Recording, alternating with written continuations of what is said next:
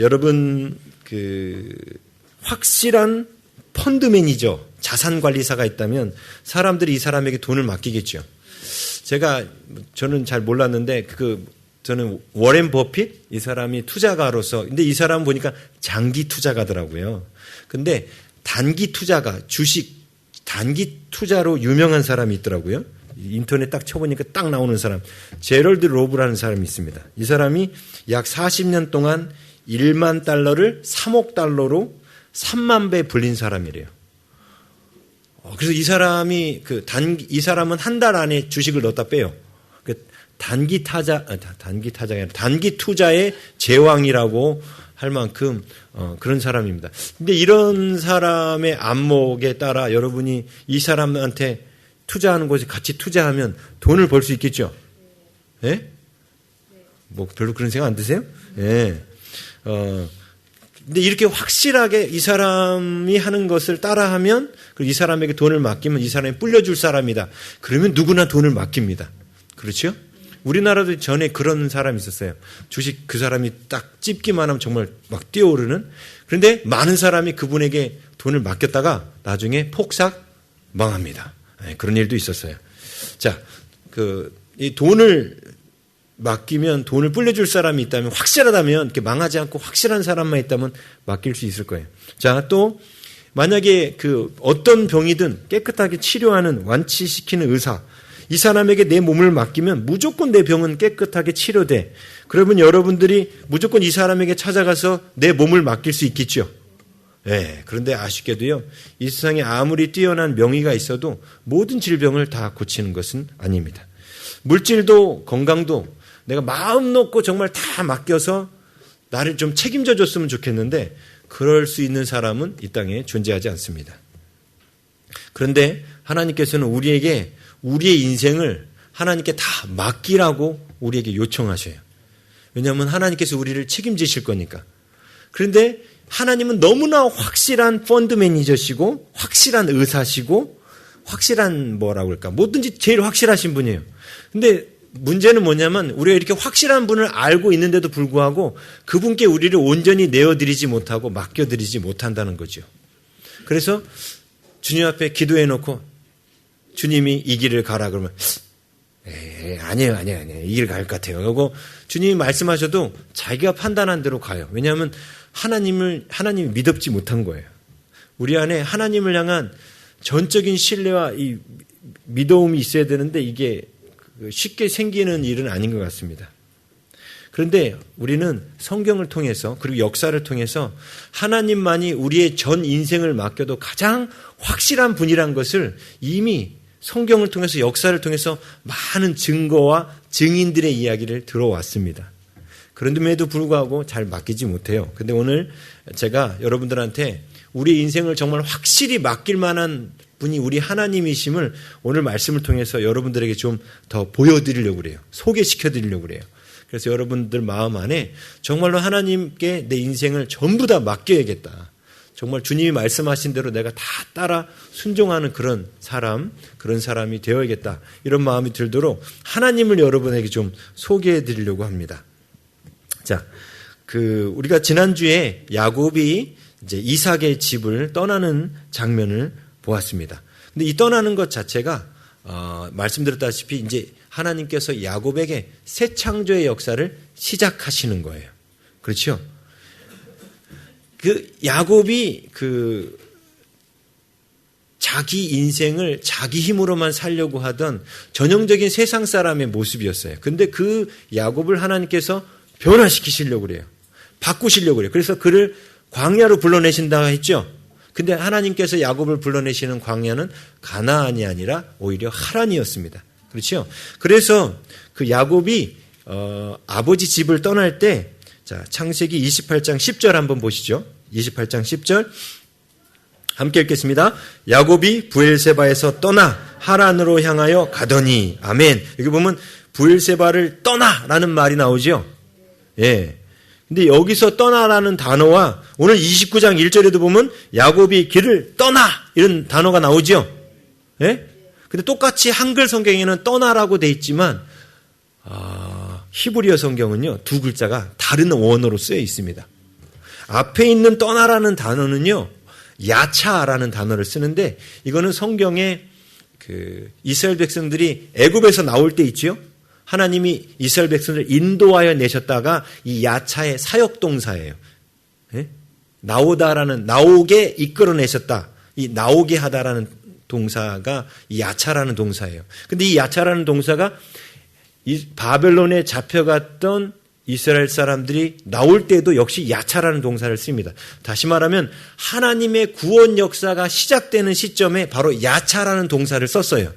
그럼 지금 야곱에게도 하나님께서 자기 멋대로 살던 야곱에게 하나님이 이제 그의 인생에 개입하셔서 그에게 야곱의 하나님 되어주시려고 그를 혼돈과 공허의 땅에서 하나님의 새 창조의 역사를 이루시려고 그를 불러내시는 그런 장면인 거예요. 야차라는 동사가. 그런데 이렇게 하나님께서 야곱이 가나안 땅을 떠나게 하신 뒤 떠난 지 얼마 안 돼서 베델에서 하나님을 만났죠. 사닥다리 꿈을 꾸면서 하나님을 만났죠. 자, 꿈을 꾸고 난 뒤에 야곱이 바로 그 꿈을 꿨던 베델을 떠납니다. 떠날 때의 표현이 29장 1절에 야곱이 길을 떠나 이렇게 되어 있습니다. 그런데 이게 히브리어 원어로 보면 그렇게 되어 있지 않고요. 야곱이 두 발을 들어 올렸다 이렇게 되어 있어요. 두 발을 들어 올렸다. 이게 떠나라는 단어가 두 발을 올리다라는 나사라는 단어예요. 나사라는 히브리어 단어인데 들어 올렸다라는 이 표현이 두 발을 들어 올렸다라는 표현이 성경 전체에 여기 하나밖에 안 나와요. 근데 이 들어 올렸다라는 이 표현이 소리를 저기 11절에 보면 그가 라헬에게 입 맞추고 소리 내어 울며 소리를 내다 할 때 소리를 들어 올렸다 할 때도 똑같이 나사라는 단어를 씁니다. 근데 지금 발을 들어 올렸다라는 이 표현이 어떤 표현이냐면 지금 야곱이 대단히 흥분하고 기대감에 차서 베델을 떠나는 장면을 말하고 있는 거예요. 자, 처음에 브엘세바를 떠날 때는 그냥 야차로 떠난 거예요. 근데 그것은 하나님의 섭리였습니다. 야곱을 하나님이 회복시키려고 하는, 야곱을 하나님의 사람 만들려고 하는 그런 부르심이었어요. 그런데 하나님께서 꿈에 나타나서 내가 너와 함께 있겠다. 그래서 내가 너를 어디로 가든 너를 지킬 것이고 너를 이끌어서 다시 이 땅으로 돌아가게 할 것이고 내가 너한테 말한 것을 다 이루기까지 너를 떠나지 않겠다 하면서 하나님께서 야곱에게 복을 약속하셨어요. 근데 이 꿈을 꾸고 나서 야곱에게 뭐가 생겼냐면 뭐가 생겼을까요? 믿음이 생겼어요. 하나님이 나와 함께 하신다는 믿음이 생겼어요. 그 믿음 때문에 야곱의 발걸음이 바뀐 거예요. 예? 그냥 떠나는 게 아니라 두 발을 들어 올렸어요. 두 발을 들어 올리면 어떻게 되는 거예요? 한번 두 발을 들어 올려보세요. 예, 껑충껑충 뛰는 거죠. 예, 지금 야곱이 대단히 기대와 흥분 속에 있는 어떤 그런 모습을 보여주고 있는 겁니다. 그러니까 한글 성경으로 보면 그게 티가 안 나요. 자, 그러면 지금 야곱이 하란을 향해서 가면서 대단히 지금 흥분하고 있다는 거예요. 하나님께서 꿈에 나타나셔가지고 나를 도와주시겠다고 이렇게 말씀하셔가지고 야곱이 되게 흥분했어요.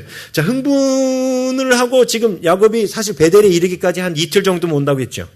근데 그 후로 하란까지 한 26일 더 가야 돼요. 한 30일 정도, 넉넉 잡고 30일, 빠르면 28일 정도 걸리는 거리입니다. 그러니까 그 흥분된 가슴으로 계속 하란을 향하여 가고 가는데 뭐 그 뒤에는 또 주님이 별 말씀 없으시잖아요. 여러분 은혜 받으면 며칠이나 가세요? 예? 28일까지는 안 가요, 보통. 예, 그렇죠? 어떻게 보면 야곱도 이 여행이 길어지면서 뭔가 좀 실망도 하고 이거 가는 게 진짜 하나님 함께 하시는 게 맞는가? 이런 생각이 들었을 겁니다. 그런데 갑자기 야곱이 동방 사람의 땅에 이릅니다. 여기 그렇게 돼 있죠. 그런데 성경에 보면 분명히 이 땅이 어딘지를 알려주고 있어요. 왜냐하면 성경에 야곱이 밧단 아람, 때로는 다른 이름으로 하란 이렇게 이름을 밝혀놨단 말입니다. 그리고 실제로 야곱은 지금 하란 땅에 거의 다 도착했습니다. 그런데도 불구하고 지금 모세는 이 창세기를 기록하면서 동방 사람의 땅에 이르렀다라는 표현을 썼어요. 그 이유가 있습니다. 말씀드렸죠. 성경의 그 창세기 기록에 보면 서쪽에서 동쪽으로 가는 것은 하나님을 떠나는 모습이라고. 그렇죠? 그래서 아브라함이 자기의 자녀들을 다 어느 쪽으로 옮겼어요? 이삭 외에는 동방으로 가게 했어요. 그렇죠? 동방으로. 지금 여기서 말하는 동방 사람의 땅이라는 것은 지금 하나님께서 원래 의도하신 땅이 아닌 하나님의 약속의 땅 바깥쪽에 있다라는 뜻입니다. 그래서 동방 사람의 땅이라는 표현을 쓴 거예요. 그렇지만 이것이 어떻게 보면은 하나님의 약속의 땅이 아니니까 사망의 음침한 골짜기죠. 근데 하나님 뭘 약속하셨어요? 어디로 가든지 너가 너를 함께하며 지킬 것이다를 약속하셨죠. 그래서 이 땅이 비록 동방 사람의 땅이지만 우리는 무엇을 기대할 수 있냐면 하나님께서 야곱의 일생 가운데 뭔가를 하실 것을 기대할 수 있습니다. 자, 그러면서 야곱이 그 동방 사람에 도착했는데 2절 보면 이렇게 나오죠. 본즉 들에 우물이 있고 그 곁에 양 세 떼가 누워 있으니. 이것도 히브리어 원문으로 안 보면 이 야곱의 기분을 못 느껴요. 근데 히브리어 원문으로 보면 야곱의 기분을 느낄 수가 있습니다. 이게 뭐라고 되냐면 본즉, 이건 말 그대로 눈으로 봤다는 뜻이에요. 그런데 히브리어 원문에는 그 다음에 힌내라는 동사가 나와요. 근데 힌내라는 동사가 영어로는 behold 이거예요. 주목하여 보니 뭐 이런 거죠. 보라 이거예요. 이런 거예요. 지금 눈으로 보는 것과 주목하여 보는 것은 조금 다르죠. 이 힌내라는 동사가 본즉 하고 보라 들에 우물이 있다 이런 얘기예요. 지금 오랫동안 여행을 하면서 광야를 지나오면서 가나안 땅은 척박한 땅이거든요. 광야를 지나오면서 힘들었는데 지금 뭘 발견한 거예요? 생명의 우물을 발견한 거예요. 보라! 우물이 있다! 이런 기분인 거예요, 지금. 그게 좀 전달이 안 되는데, 보라! 우물이다! 이게. 예. 지금 하나님께서 지금 나를 도우신다고 분명히 말씀하셨는데, 진짜 나와 함께 하신다고 말씀하셨는데, 지금 야곱의 눈에 뭐가 들어왔냐면, 우물이 발견된 거예요. 그 다음에 또 나와요. 보라! 그 곁에 양 세 떼가 누워있다. 보라! 양 세 떼가 누워있다. 이것도 이렇게 돼 있어요. 근데 이게 뭔 얘기냐면 양떼가 있다는 뜻은 거기에 반드시 누가 있다는 뜻이에요? 사람들이 있다는 뜻이에요.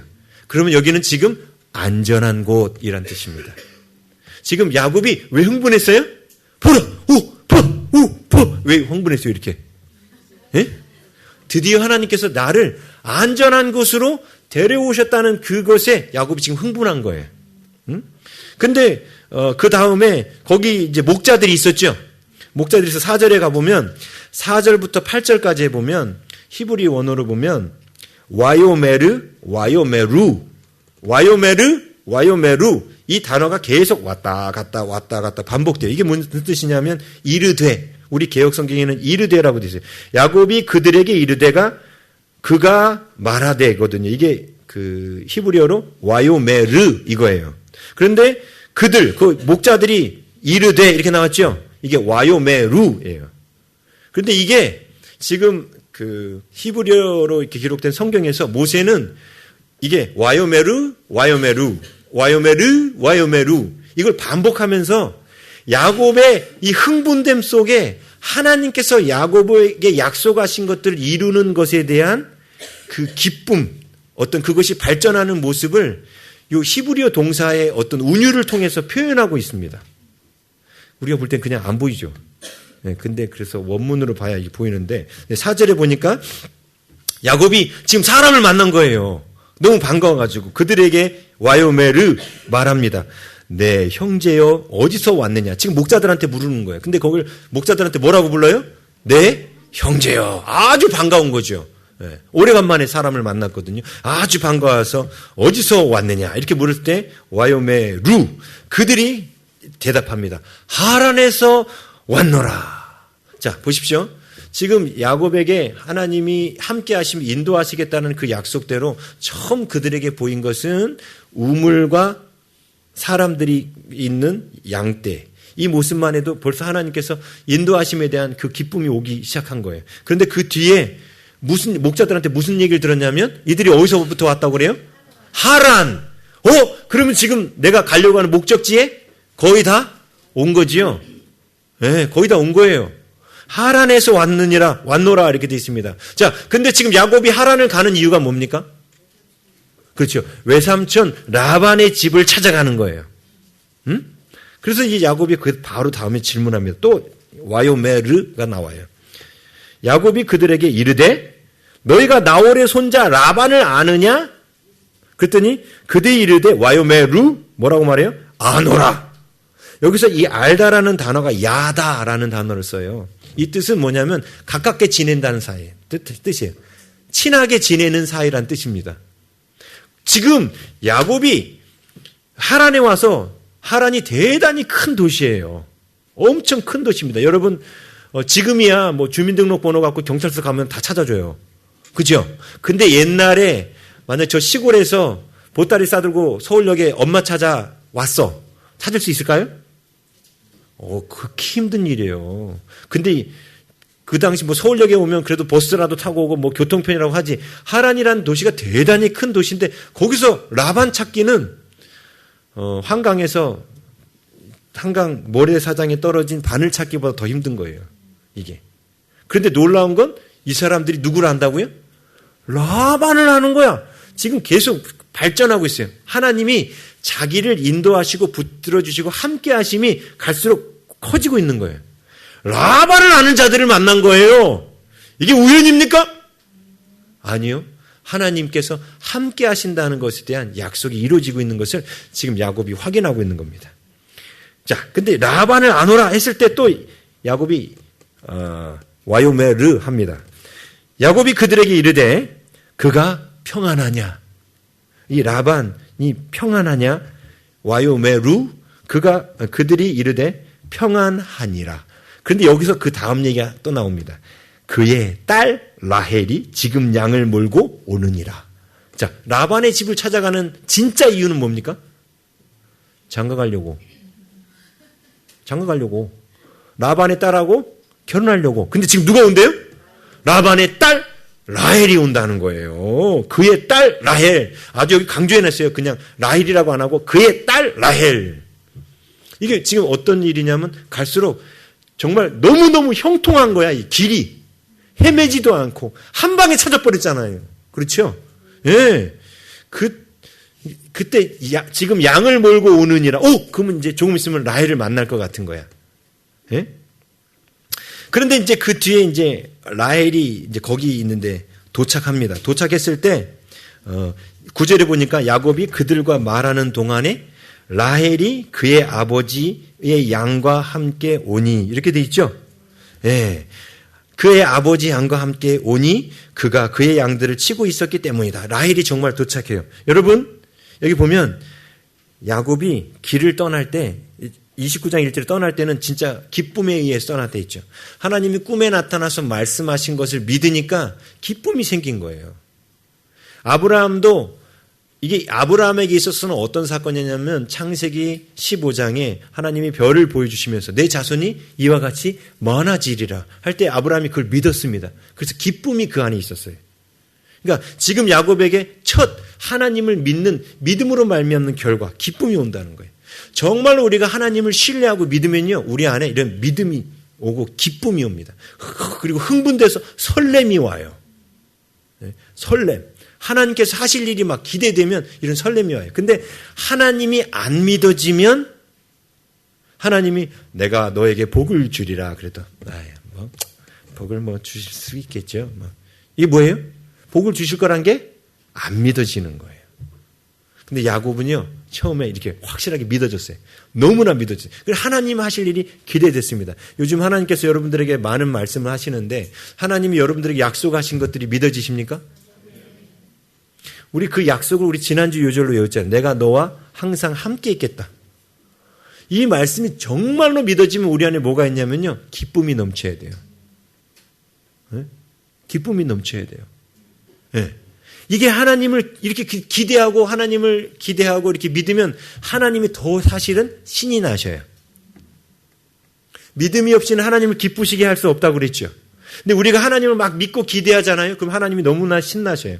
지금 야곱이 그렇게 믿음으로 떠나니까 하나님께서 그냥 이건 두 방도 아니야. 딱 한 방에. 그것도 라헬이 야곱을 맞으러 직접 나와.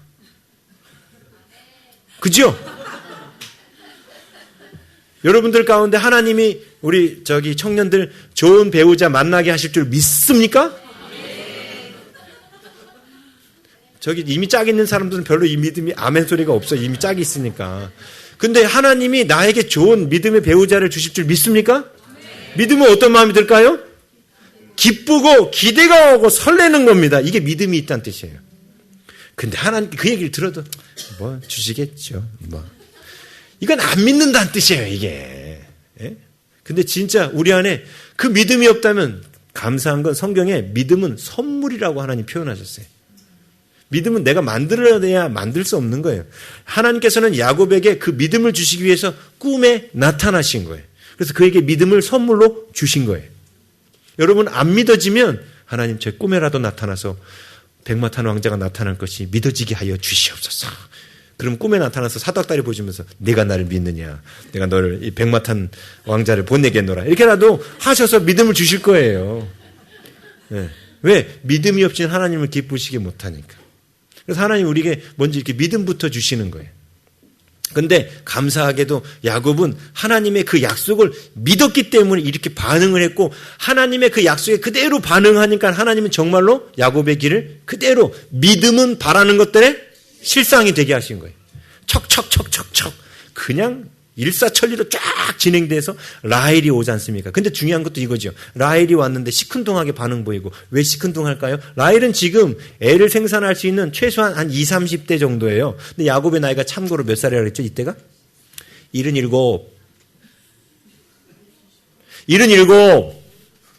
지금 야곱의 나이가 77이에요. 제가 말씀드렸죠?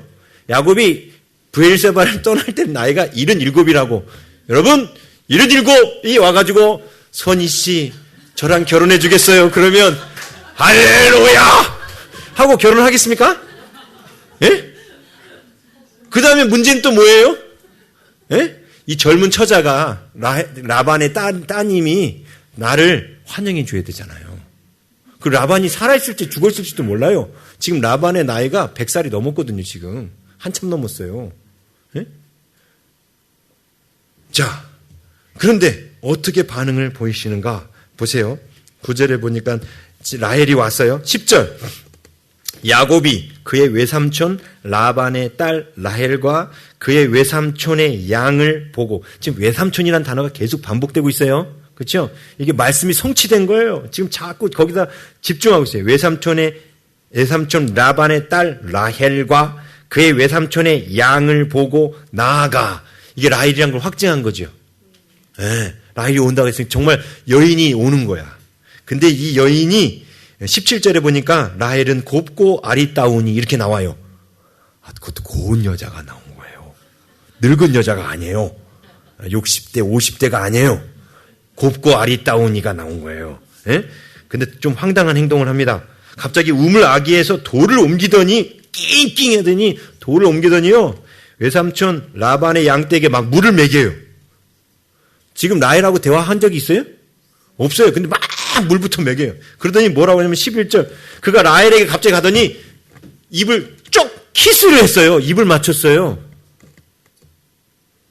여러분 77된 노인분이 처음 보면 대화도 한 번 안 했는데 갑자기 선희한테 와가지고 이건 어떻게 할까요? 바로 꺼내가지고 112지요. 이거는. 예? 바로 112 신고할 일 아닙니까? 성추행으로? 지금 77된 노인분께서 통성명도 하지 않았는데 갑자기 오더니 입을 맞췄다는 거예요. 사실 이 입맞춤은 당시 고대 근동장방에서는 가족들끼리 하는 인사입니다. 가족이 아니면 할 수 없는 인사예요. 근데 지금 입을 쭉 맞춘 거예요. 이거 놀랄 일이에요.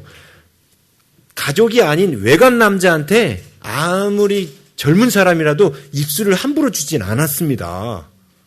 근데 지금 야곱의 행동은 어떻게 보면 무례할 수도 있는 거예요. 근데 야곱이 행동이 좀 사이코 같이 보여요.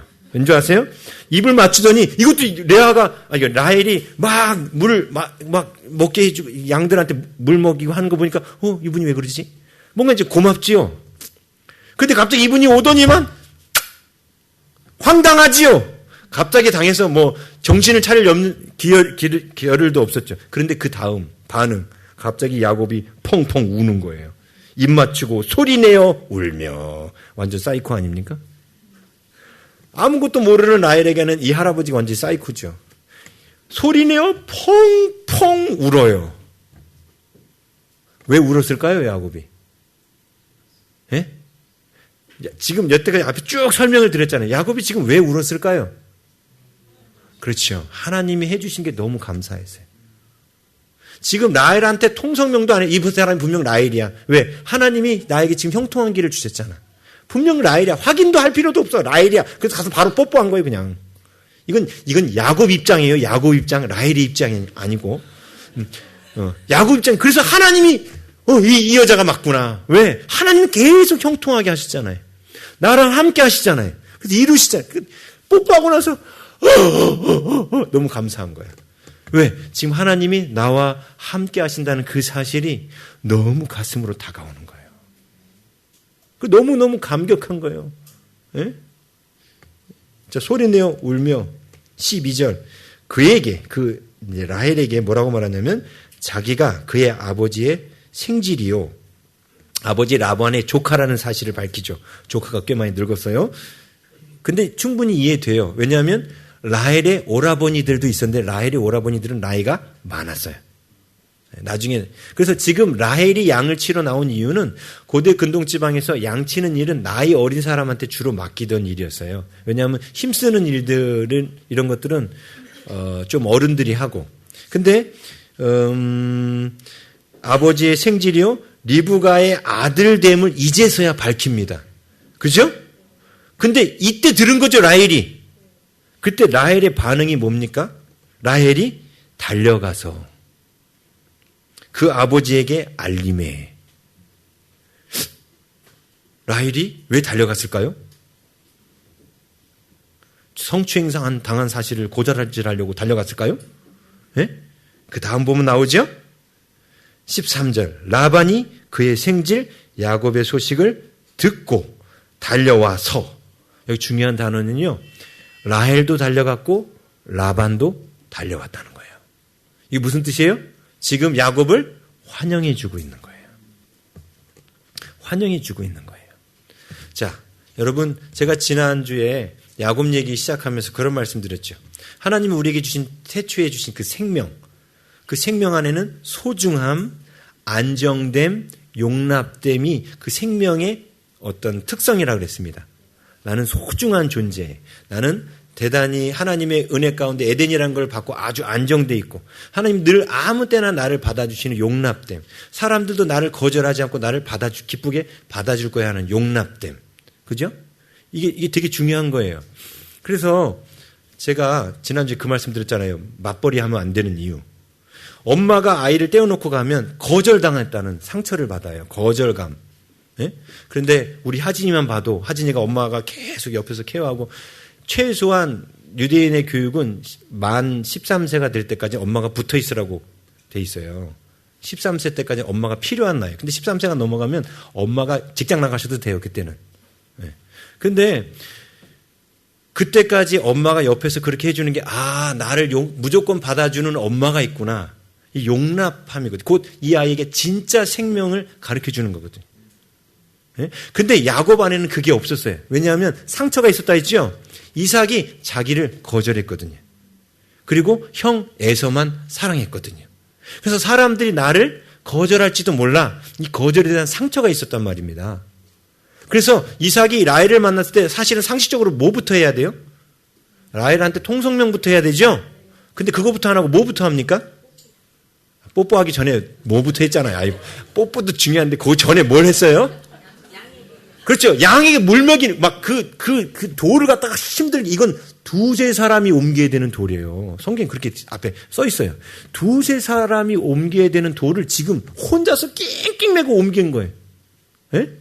옮겨서 그 양들에게 물을 먹여. 지금 왜 이렇게 했을까요? 내가 뭔가를 해줘야만 저 사람이 나를 받아줄 거야. 라는 조건적인 사랑을 갖고 있기 때문에 그래요. 이게 바로 우리가 하나님 주신 소중한 생명을 잃어버린 우리 안에 있는 상처라고 그랬죠. 내가 다른 사람에게 뭔가를 해줘야만 저 사람도 나한테 뭔가를 해줄 거야. 이 마음. 이게 우리 안에 있는 상처받은 마음이라고 했습니다. 근데 엄마가 그렇습니까? 엄마는 그렇지 않아요. 엄마한테 뭔가를 해주지 않아도 늘 엄마는 아빠는 자녀들에게 무조건적으로 사랑해주고 해줍니다. 이게 용납됨이에요. 그 용납됨이 안정감을 또 주는 거죠. 그렇죠? 근데 야곱 안에 지금 그게 없었던 거예요. 그래서 라헬을 만났는데도 뭔가 일을 해줘. 일을 해주고 나서 그 사람에게 자기가 용납되기를 기다리고 있었던 거죠. 근데 이 모습이 안타깝게도 우리들 안에도 있다는 거예요. 근데 바로 이 모습이 바로 하나님께서 우리 안에 치료하시고자 하는 우리 안에 있는 혼돈과 공허의 모습입니다. 혹시 여러분 안에 그런 마음 있으시죠? 누구한테 뻔뻔하게 못 얻어먹고 얻어먹으면 그래 내가 반드시 메모장에 써놨다가 반드시 언젠가 갚으리라 막 이렇게 그런 마음 있죠? 왜요? 제가 그랬거든요. 제가 그랬어요. 왜? 내가 주지 않았는데 누군가가 나한테 공짜로 준다? 이런 건 제 사전에 없었거든요. 누군가가 용납해주고 그냥 아무 조건 없이 저에게 계속 뭔가를 공급해준다? 제 사전에 그게 없었어요. 물론 부모님들이 그렇게 해주고 계시는데도 그거를 못 느꼈죠. 근데 이게 우리 안에 있는 생명을 잃어버린 자의 모습이에요. 이게 바로 우리가 예수님 믿기 전에 갖고 있던 구습, 옛날 습관이에요.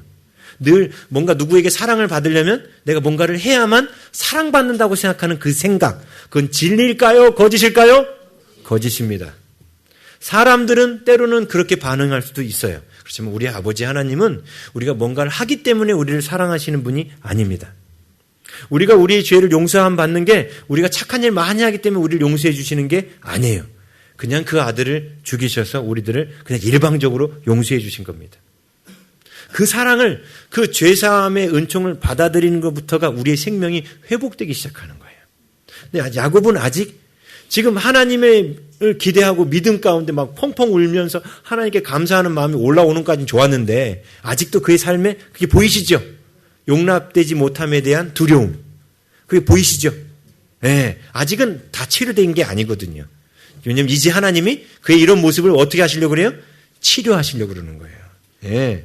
자, 그런데 분명 하나님께서는 야곱에게 지금 뭘 보여주시냐면 하나님께서 야곱의 모든 길을 예비하고 준비하고 계신다는 걸 보여준 거예요. 그리고 지금 라헬도 그렇고 라반도 그렇고 둘 다 뛰어갔다가 또 라반의 나이가 이때 적어도 이삭보다 많았으니까요. 적어도 140세가 넘었어요. 적어도 라반의 나이가 정확하게 안 나와서 모르지만 적어도 140세가 넘었어요. 나이 많은 분이에요. 근데 이 할아버지가 지금 뭐 하고 있어요? 뛰어오고 있어요. 이러고 뛰어왔겠죠? 예? 뭐 할아버지가 뭐 젊은이처럼 뛰어왔겠어요? 근데 이 할아버지가 뛰어오는 모습 자체도 감동이에요. 야곱이 볼 때는. 자기를 지금 뭐 해주는 거예요? 환영해 주는 거예요. 반겨주는 거예요. 그래서 그를 영접하여 안고 역시 라반도 가족이라는 사실을 알기 때문에 입을 맞춥니다. 입 맞추며 자기 집으로 인도하여 드리니. 조건 없이 자기 집으로 데려와요. 이 말만 듣고 리브가의 아들이라는 그 말 한마디만 듣고 자기 집으로 무조건 데리고 와요. 이게 아버지의 사랑이에요. 우리 하나님 아버지는 우리가 하나님의 아들이고 하나님의 딸이기 때문에 조건 없이 우리를 천국으로 데려오시는 거예요. 우리가 뭐 잘나서 데려오시는 게 아니죠. 예? 예, 조건 없이 인도하여 드립니다. 그때 이제 야곱이 자기의 모든 일을 라반에게 말합니다. 왜 여기 오게 됐는지. 야곱이 이삭을 속인 일부터 아마 다 말했겠죠. 그리고 여기 와가지고 이제 장가 가려고 왔다고 그 얘기도 했겠죠. 네. 그때 라반이 이렇게 표현합니다. 14절에 라반이 이르되 너는 참으로 내 혈육이로다. 원래 히브리어 원문은 골육이로다. 그래서 뼈골자의 살이라는 왜 이 표현이 나오냐면 아담이 하와를 만났을 때 뭐라고 그랬어요?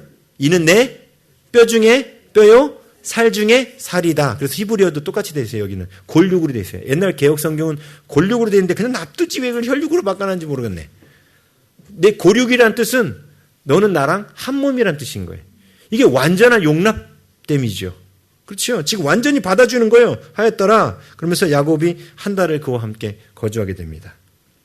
자, 그런데 지금 잠깐 여러분에게 봤지만 야곱이 이렇게 하나님의 생명과 하나님의 보호 가운데 있었지만 그가 그 안에는 여전히 하나님을 경험하고 알기 전에 갖고 있었던 혼돈과 공허의 모습 그런 것들이 있었지요. 그래서 지금 야곱이 그런 모습들을 우리가 이 본문 안에서 발견할 수 있어요. 그 발견하면서 바로 내 안에 있는 혼돈과 공허의 모습을 여러분이 이렇게 투사해 보셔야 됩니다. 아까 그랬죠. 용납되는 것을 거절에 대한 마음이 혹시 내 안에 있다면 하나님이 그것을 고쳐주기를 원하셔요. 치료해 주기를 원하셔요.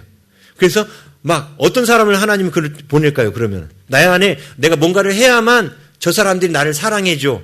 이런 거절감에 대한 상처가 있는 사람한테 하나님이 이 상처의 마음을 치료하시려면 어떤 사람을 보내주실까요? 그래요. 아무 조건 없이 사랑해주는 사람을 붙여주시겠죠? 예? 자, 여러분은 상처를 치유받고 싶은 사람이 되고 싶으세요? 아니면 아무 조건 없이 사랑을 해줌으로 말미암아 하나님의 사랑을 보여주는 사람이 되고 싶으세요? 후자죠. 예. 근데 후자가 되려면 먼저 전자부터 해결돼야 돼요. 내가 그런 사랑부터 받을 줄 알아야 돼요. 그런 사랑부터 충분히 누리고 잘 받을 줄 알아야 나중에 나도 누군가를 조건 없이 사랑하는 겁니다. 조건 없는 사랑을 받아본 사람만이 조건 없는 사랑을 할 수 있는 겁니다. 1만 달란트 빚진 자, 예수님이 용서에 대해서 가르치면서 그런 얘기 나오는데 500데나리온 빚진 자를 1만 달란트 빚진 자가 용서하지 못했어요. 그게 뭐냐면 자신이 1만 달란트를 빚졌다라는 사실을 하나님이 조건 없이 그 왕이 조건 없이 탕감해 줬거든요. 근데 그걸 기억을 못한 거예요. 그걸 감사하지 못한 거예요. 그러니까 탕감해 주지 못하죠. 내가 조건 없이 탕감받았다라는, 내가 조건 없이 하나님 앞에 사랑받았다는 사실을 알아야만 나도 누군가를 조건 없이 사랑해 줄 수 있는 거예요. 그래서 여러분들이 누군가에게 정말 우리가 플로잉을 매달 하는 이유가 뭐예요? 그 사람이 누가 줬는지도 모르잖아요. 근데 그 사람에게 내 것을 흘려보내는 이유가 뭡니까? 네? 조건 없는 하나님의 사랑의 통로로 내가 쓰임받는 거예요. 그렇죠? 예. 자, 그런데 여기 야곱의 모습 가운데 또 혼돈과 공허의 모습을 또 발견할 수 있는 게 있습니다. 자, 오늘 야곱이 그 목자들하고 대화를 할 때 7절 한번 가보실까요? 자, 7절 우리 함께 읽겠습니다. 시작. 야곱이 이르되 해가 아직 높은즉 가축 모일 때가 아니니 양에게 물을 먹이고 가서 풀을 뜯게 하라. 이 말씀도요. 역시 와요메루 8절에 그들이 이르되가 나오잖아요. 와요메루 이게 나오거든요. 똑같이 운율이. 근데 이때부터 분위기가 좀 싸해집니다. 7절에서. 왜냐하면 보세요. 해가 아직 높은즉 가축 모일 때가 아니니 양에게 물을 먹이고 가서 풀을 뜯게 하라. 이게 뭐냐면 야곱의 판단이에요. 야곱도 전에 목축을 했었거든요. 근데 야곱이 볼 때 지금 어떻게 해야 되냐면 양에게 빨리 물을 주고 아직 양들이 더 풀을 먹을 수 있는 시간이거든요. 해가 높이 떴으니까. 밤이면 다 우리로 데리고 들어가야 되는데 지금 이 야곱의 판단은 맞는 겁니다. 지금 목자들의 행동은 객관적으로 볼 때 게으른 거예요. 분명 게으른 행동이에요. 근데 이 게으른 행동에 대하여 지금 야곱이 뭐라고 말하냐면 해가 아직 높은즉 여기서 볼 때 또 생략되어 있는데 이 단어가 자꾸 생략돼서 힘내, behold, 보라 이 단어가 또 나와요. 여기도 지금 그 사람들한테 보라 이게 뭐냐면 주목시키는 거야. 니들 그죠 소크라테스 말이 있죠. 네 자신을 알라. 니콜라스 알라스. 보라 이거예요 지금. 니들을 봐. 응? 지금 해가 이렇게 여기 보라라는 단어 그다음에 이 힘내라는 단어 아직 오드라는 이 단어가 지금 아주 강한 야곱의 어떤 생각을 반영하는 단어입니다. 지금 야곱이 볼 때 지금 이 목자들은 대단히 뭐하냐면 게으른 거예요. 게을러요. 해가 높이 떠 있는데 빨리 물 먹이고 가서 양들 더 풀 먹여도 되는데 근데 야곱이 볼 때 이 사람들은 게으른 거예요. 자, 이런 야곱의 행동이 옳았을까요? 틀렸을까요? 어떻게 보면 우리가 볼 때는 옳을 수도 있지요. 왜? 게으른 그들에게 선한 길로 인도해 주는 거니까요. 그렇죠? 그런데 그럴까봐 야곱의 행동을 우리가 옳다라고 판단할까봐 이 창세기를 쓴 모세는 앞에다가 2절과 3절을 미리 써둔 거예요. 보세요. 2절에 보니까 본즉 들에 우물이 있고 그 곁에 양 세 떼가 누워 있으니 그 다음에 보세요. 이거는 창세기를 쓴 모세의 설명입니다. 설명. 이는 목자들이 그 우물에서 양떼에게 물을 먹임이라 큰 돌로 우물 아기를 덮었다가, 이건 다 설명이에요. 지금 모든 떼가 모이면 그들이 우물 아기에서 돌을 옮기고 그 양떼에게 물을 먹이고는 우물 아기 그 자리에 다시 그 돌을 덮더라. 이게 당시 그 동네 사람들의 풍습이라는 거예요. 그걸 지금 앞에 써놨죠. 자, 이들이 낮에 그것을 하든 밤에 하든 이들 가운데 어떤 약속이 돼 있냐면, 이 돌은 반드시 두세 사람이 이상 모였을 때, 양떼가 한 두세 떼 이상은 모였을 때 이 돌을 움직이도록 약속이 돼 있습니다. 왜 우물에다가 이 돌을 놨는가? 그거는 이제 우물을 보호하겠다는 뜻이겠죠. 뭐로부터 보호할 수 있냐? 물이 귀하니까 햇볕이 바로 쬐면 증발될 수 있겠죠. 증발로부터도 보호할 수 있고, 동물들이 와서 이렇게 마실 수도 있으니까 그거로부터 보호할 수도 있고, 또 오염으로부터도 보호할 수 있고, 또 낯선 이방인들이 와서 물 잔뜩 퍼가면 안 되잖아요. 그래서 그런 걸로부터도 보호할 수 있고, 그래서 이미 돌을 갖다가 한 사람이 옮길 수 있는 커다란 돌을 갖다 놓은 거예요. 근데 사실 거기 목자들이 있었다고 했기 때문에 몇 명만 힘을 쓰면 얼마든지 옮길 수 있는 돌이에요. 그렇지만 거기 마을 사람들이 어떤 약속을 했어요? 약속한 양떼들이 다 모이기까지는 돌을 옮기지 않는다는 약속이 있는 겁니다. 자, 내가 볼 때는 게을러도 그 동네 풍습이 그렇게 돼 있으면 뭘 따라야 되는 거예요? 풍습을 따르는 거죠. 자, 이 모습이 뭐냐면 선악을 알게 한 나무의 실과를 따먹은 인간의 모습이에요. 말씀드렸죠? 선악을 알게 한 나무의 실과를 따먹고 나서 우리 안에 뭐가 생겼어요? 하나님의 눈으로 판단해야 되는데 자꾸 내 기준으로 판단한다 그랬죠. 지금 내 기준으로 판단하고 있으니까 게을러? 이 목자들 게을러? 이게 누구 기준이에요? 나의 기준으로 판단하는 거예요. 나의 기준으로 판단하는 것부터 우리 안에 혼돈과 공허가 시작됐다고 그랬죠. 예, 내 기준 갖고 판단하는 게 하나님의 눈, 하나님의 기준으로 판단해야 되는데 자꾸 우리는 내가 갖고 있는 기준으로 판단하면서 우리 안에 혼돈과 공허가 생긴 거예요. 지금 야곱이 그래요. 야곱이 형 에서를 팥죽 갖고 속일 때도 누구의 판단이었습니까? 하나님이 그렇게 하라고 말씀하셨어요? 아니요. 야곱의 판단이었어요. 리브가의 말을 듣고 이 염소털을 붙이고 아버지 앞에 나간 그것도 역시 누구의 판단이에요? 자기의 판단인 거예요. 하나님이 원하시는 판단이 아니라 여전히 자기가 윤리의 기준이 되고 자기가 모든 사건 해결에 자기가 기준인 거예요. 자기 생각이 기준인 사람은 자기 인생을 살게 되어 있습니다. 근데 하나님의 말씀, 하나님의 생각이 기준인 사람은 하나님의 준비해 놓으신 하나님의 삶을 살게 되어 있습니다. 근데 지금 아직은 야곱이 거룩해지지 못했기 때문에 이제 과정 중이라고 그랬죠.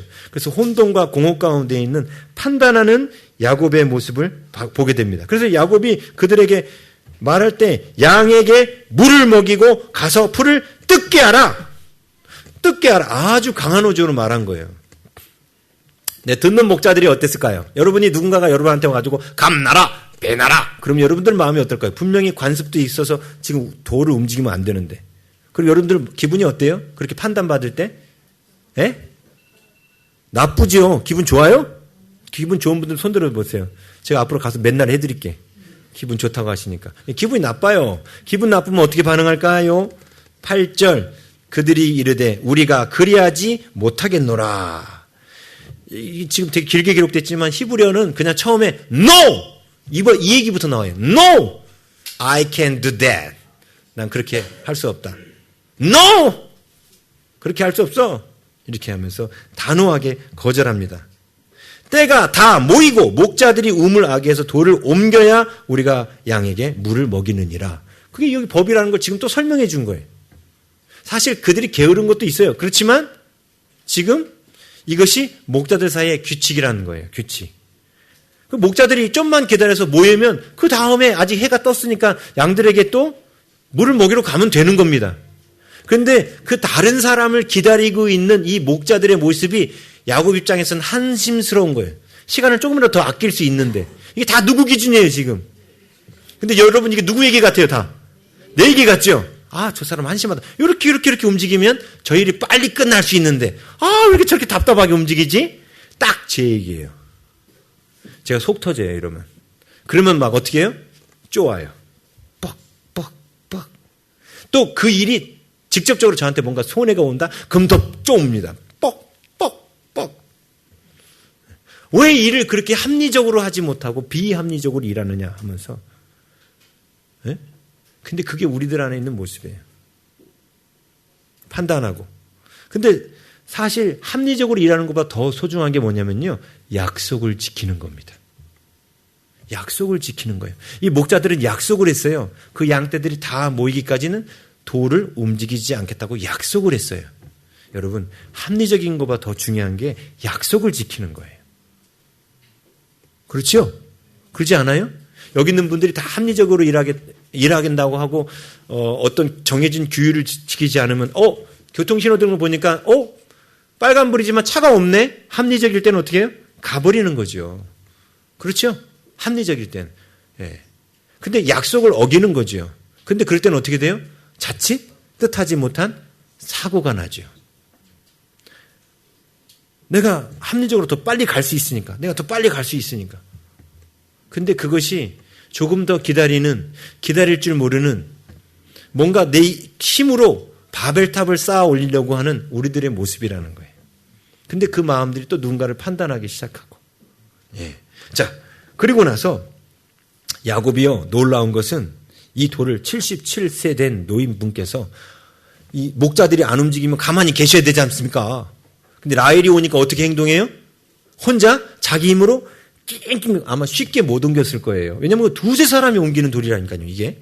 근데 이걸 혼자서 옮겼다는 뜻은 죽을 힘을 다했다는 거예요. 아마 안 봐도 비디오인 게 야곱이 얼굴이 그냥 빨개져가지고 깍 해가지고 막 이렇게 옮겼을 거예요, 이게. 예? 그렇게 힘들게 옮기고 나서 양들 막 데려다가 물 먹이는. 언제 라헬이 부탁한 적이 있어요? 없어요. 왜? 이렇게 해야만 저 사람이 나를 받아줄 거라는 생각. 그렇죠? 이게 허세를 부리는 거예요. 자신의 뜻대로 하려고. 근데 이것이 우리 안에 있는 혼돈과 공허의 모습입니다. 근데 하나님께서 이런 야곱을 지금 이제 앞으로 바꿔나가실 거예요. 어떻게 바꿔나가실지를 이제 그 뒤부터 또 나오는 거죠. 하나님이 그런 우리를 변화시켜 가시는 겁니다. 우리가 그런 사람들이었어요. 그런데 보세요. 하나님이 이런 모습에 대해서 나무라지 않아요. 사실 지금 야곱의 이 모습은 아브라함의 종의 모습보다도 못해요. 아브라함의 종은 하나님께서 평탄한 길을 주셔서 리브가를 바로 만났잖아요. 아브라함의 종도. 예? 이삭의 아내를 데려오려고 아브라함의 종이 갔을 때 리브가를 바로 만났을 때 그 종이 뭐 했는지 아십니까? 하나님 앞에 감사기도 했어요. 야곱에게는 그런 태도가 전혀 보이진 않아요. 아직 하나님을 하나님 앞에 이제 감격하고 우는 것까지 좋은데 하나님을 생각했겠죠. 좋은데 머리 숙여 뭔가 하나님 앞에 감사한다는 그런 표현은 없어요. 근데 일단 그래도 야곱의 마음속에 뭐가 새겨졌어요? 하나님이 나와 함께 하시고 나를 도우시는구나. 그리고 하나님은 정말 나를 무조건적으로 용납하시는구나. 지금 이거를 하나님 그래서 나무라시지 않아요. 그냥 계속 보여주시는 거예요. 지금. 자, 여러분, 이런 하나님. 정말 하나님을 조금만이라도 신뢰하니까 하나님이 야곱의 인생에 계속해서 평탄한 길로 인도하시면서 함께 하심을 보여주시잖아요. 반면 야곱 안에는 아직도 치유받아야 될 그런 마음들이 있습니다. 그럼에도 불구하고 하나님은 그냥 그대로 받아주신다는 거예요. 여러분이 지금 때로는 하나님 앞에 부끄러워서 고개 숙이고 고개 들지 못하는 일이 내 안에 있을 수 있어요. 네? 하나님, 전 너무 죄인이에요. 저 같은 놈이요. 그럴 때마다 하나님은 우리에게 기억하라고 하십니다. 예수 그리스도를 통해서 하나님 우리 모두를 용납하시겠다고 보여주셨어요. 그 아들을 죽이신 것을 통해서. 우리가 그 사랑을 묵상하지 않으면 우리는 죄책감에 빠지고요. 자학하는 것에 빠집니다. 근데 하나님은요. 예수 그리스도를 통해서 그 아들을 죽이심을 통해서 우리가 주님 앞에 회개하고 돌아오면 무조건 다 용납하시겠다고 약속하셨습니다. 그 약속을 믿는 거예요. 그리고 그렇게 용납하는 자에게 하나님은 늘 이렇게 최고의 것으로 준비하셔서 우리를 이끌어 가십니다. 그분께 우리의 인생을 맡겨야 되지 않겠습니까? 네, 그래서 그분의 말씀대로 살아보고 그분께 여쭤보고 그리고 그분이 하신 일들을 계속 감사하면서 하나님이 내 인생 가운데 나를 회복시키기 위해서 이루신 그 감사할 제목들을 우리가 잊지 않고 계속 고백하면요. 우리의 혼돈과 공허의 땅이 안식의 땅으로, 평안의 땅으로 바뀌게 될 줄 믿습니다.